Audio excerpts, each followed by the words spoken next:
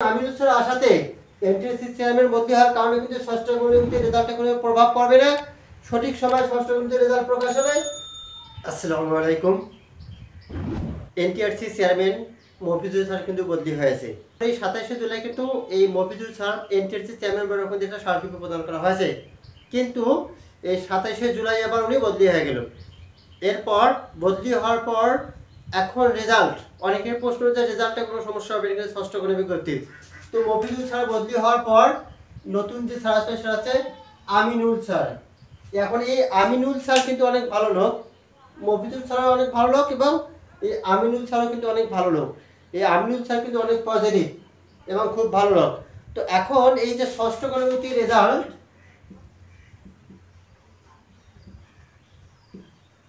ষষ্ঠ গণবিজ্ঞপ্তি রেজাল্ট,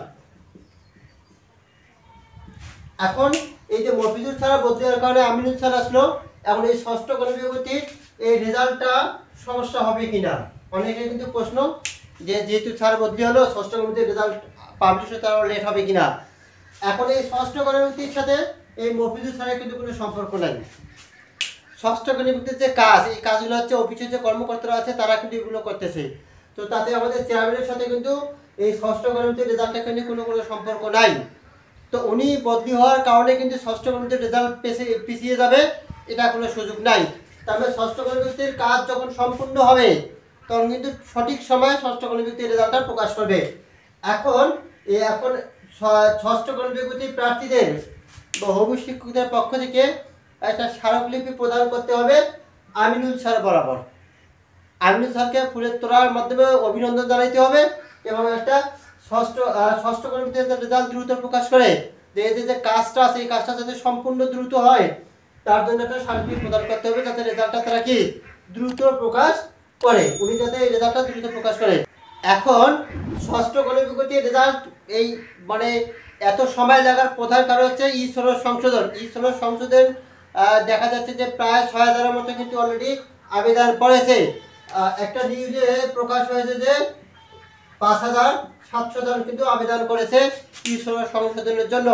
এই ই-16 সংশোধন করার জন্য কিন্তু আমাদের রেজাল্টটা অনেক পিছিয়ে যাচ্ছে। তখন এইটা একটু সময় লাগতেছে, এইটা দ্রুত সংশোধন হলে কিন্তু রেজাল্ট পাবলিশ হবে, কোনো সন্দেহ নাই, দ্রুত রেজাল্টটা প্রকাশ হবে। তবুও আমিনুল স্যারকে 18তম নিবন্ধনে পাশকৃত শিক্ষার্থীর পক্ষ থেকে অথবা ষষ্ঠ গণবিজ্ঞপ্তির চাকরি প্রত্যাশীদের পক্ষ থেকে আমিনুল স্যারকে একটা স্মারকলিপি প্রদান করতে হবে, যাতে উনি বিষয়টা জানে যে আসলে রেজাল্টটা দ্রুত প্রকাশ করতে হবে এবং একটা সময় 10 কর্মদিবস কিন্তু অতিক্রম করে গেছে, ওনাকে এটা কি জানাতে হবে। আরেকটা হচ্ছে বদলি। এখন এই বদলি, যারা বদলি প্রত্যাশী আছে এই বদলির সাথে কিন্তু এই মফিজুল স্যার বা এনটিআরসি চেয়ারম্যানের কিন্তু এই মফিজুল স্যারের সাথে কিন্তু কোনো সম্পর্ক ছিল না। এখন এই বদলিটার সাথে কিন্তু মফিজুল স্যারের কোনো সম্পর্ক নাই, যেহেতু মফিজুল নিজে বদলি হয়েছে, তো এই বদলির জন্য কিন্তু এর সাথে কোনো সম্পর্ক নাই।